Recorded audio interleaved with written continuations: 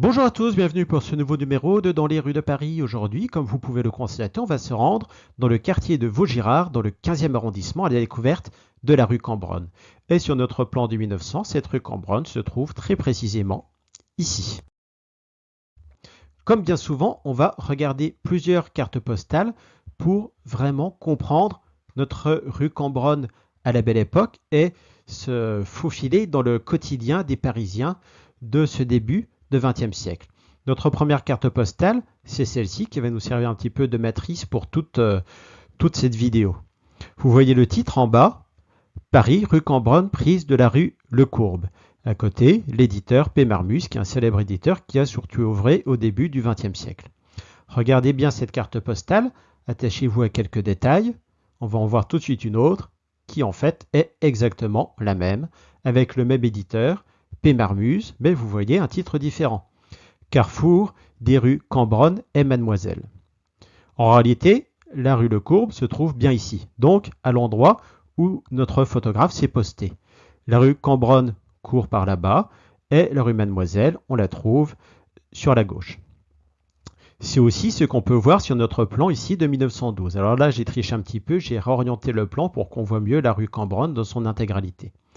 Le cliché a été pris ici. La rue Le Courbe est là et la rue Mademoiselle ici. Quant à notre rue Cambronne, eh bien la première partie file là-bas en direction de la place de Cambronne où se rencontrent le boulevard de Grenelle et le boulevard Garibaldi. Et de l'autre côté, cette rue de Cambronne va jusqu'à la rue de Vaugirard. La rue Cambronne, au départ, c'est une voie de la commune de Vaugirard. Et lorsque cette commune est absorbée par Paris sous le Second Empire, la rue en question devient une rue de la voirie parisienne et rapidement elle est renommée rue Cambronne en hommage à un général d'Empire qui a joué le rôle qu'on connaît à Waterloo. Maintenant, on va revenir à notre carte postale d'origine. Comme d'habitude, on va d'abord regarder quelques petits détails, comme par exemple ce superbe fiacre ici qui roule un petit peu trop vite pour notre photographe. Plus loin, là-bas, on distingue un autre attelage qui est de dos, mais vous voyez qu'à l'arrière de cet attelage, on a attelé un cheval blanc. Un peu plus loin, on a trois autres véhicules, dont un qui semble en train de décharger sous l'œil attentif d'un passant. Et au centre, on trouve un petit groupe où on a pris soin de garer la bicyclette pour observer le photographe. Au premier plan, là, vous trouvez une taverne du Pont qui, comme vous le voyez, propose du vin de Bordeaux et de la bière Moritz. On a déjà parlé à plusieurs reprises de la bière Moritz, qui est une petite institution à la Belle Époque, donc je vous renvoie aux épisodes précédents. Et ensuite, on a deux autres établissements. Ici d'abord un hôtel, on en reparlera tout à l'heure, et là, un autre établissement où on arrive strictement à rien lire. Mais on a de la chance parce que grâce à une autre carte postale, on va pouvoir s'avancer dans notre rue Cambronne pour le découvrir d'un petit peu plus près. On retrouve donc tout de suite sur la gauche notre hôtel. Un hôtel qui s'intitule Au Téléphone. Et cet hôtel, on ne le voit pas ici, mais en réalité, il loue surtout des meublés et des garnis. Ce n'est donc pas un hôtel au sens où on l'entend aujourd'hui. Les meublés, les garnis, à la Belle Époque, eh bien, ils constituent la résidence principale de leur occupant. Comme dans la chanson La Bohème d'Aznavour, où donc le héros de la chanson vit dans un modeste garni avec sa compagne. Ces garnis, ces meublés, on en trouve essentiellement à Paris, où ils sont un peu plus de 10 000. Et en fait, eh bien, c'est un logement qu'on occupe en attendant mieux, parce que ce n'est pas déjà à cette époque forcément facile de trouver un logement dans Paris. Au rez-de-chaussée, vous voyez qu'on a un restaurant.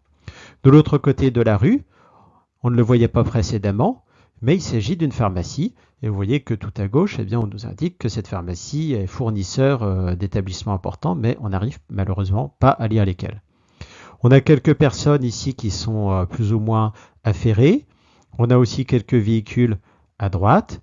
Et puis, surtout, là, on va s'attarder un petit peu dessus.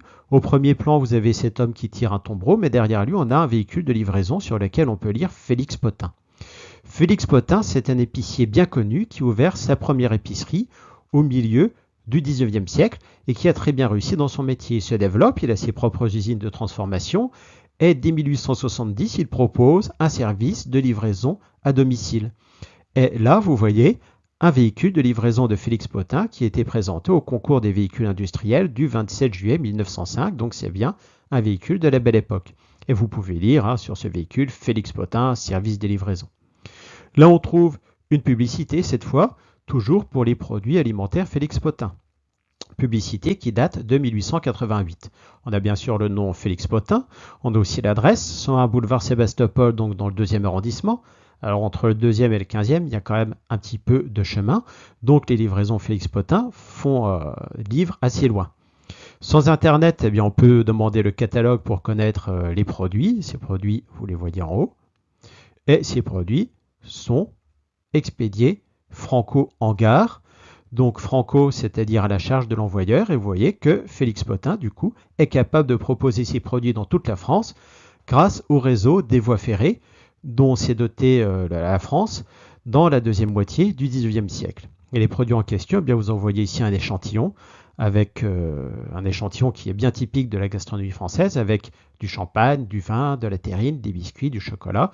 C'est un petit peu finalement les mêmes choses qu'on retrouve aujourd'hui dans les paniers cadeaux. Et maintenant, on va en revenir à notre carte postale. Ce qui est amusant, c'est qu'on a d'autres cartes postales qui nous donnent l'occasion d'avoir un panorama complet des environs. Si on se tourne à gauche, par exemple, eh bien, on voit ici la rue Mademoiselle, et vous pouvez regarder le titre, rue Mademoiselle à la rue Vaugirard. C'est un petit peu curieux, parce que la rue Vaugirard est quand même beaucoup plus loin. Ici, il s'agit d'une photographie d'une carte postale de Fernand Fleury, et comme souvent, avec Fernand Fleury, on a une première carte postale classique, et puis on a la même, où on a ajouté ici artificiellement un avion. Avec cette fois tout de même à peu près le bon emplacement, la rue Mademoiselle, la rue Le Courbe. Et vous retrouvez le bar du pont avec une terrasse. Vous voyez aussi qu'on est en train d'assister à une livraison.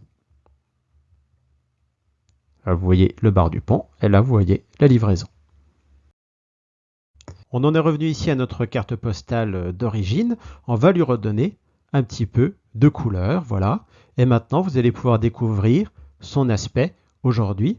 Et vous voyez que notre pharmacie est d'ailleurs toujours une pharmacie. En dehors de ça, ça a tout de même pas mal changé.